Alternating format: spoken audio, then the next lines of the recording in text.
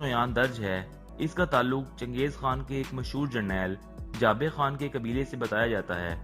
تاریخ میں درج ہے کہ اسے چنگیز خان کے بیٹے اور منگولوں کے دوسرے خاقان اوگدیائی خان نے 1241 عیسوی میں ایران، اناتولیا اور جورجیا کا منگول کمانڈر مقرر کیا۔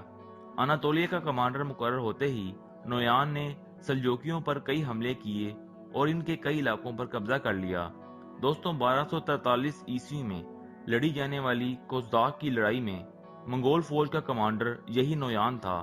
اس لڑائی میں سلجوکیوں کو عبرتناک شکست کا سامنا کرنا پڑا اور وہ منگولوں کے کٹ پتلی بن کر رہ گئے۔ حالانکہ تاریخ ہمیں بتاتی ہے کہ سلجوق فوج کی تعداد منگول فوج کے مقابلے میں بہت زیادہ تھی اور ان کی کمان سلجوق سلطان غیاث الدین خود کر رہا تھا۔ دوستو، تاریخ میں مزید درج ہے کہ کمانڈر نویان نے 1241 سے 1250 عیسوی کے دوران ایران، جورجیا اور اناتولیا میں منگولوں کی طاقت کو مزید مستحکم کیا۔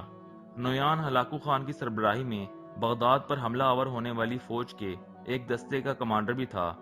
اس کے علاوہ وہ 1260 میں شام اور مصر پر حملہ آور ہونے والی منگول فوج میں بھی شامل تھا۔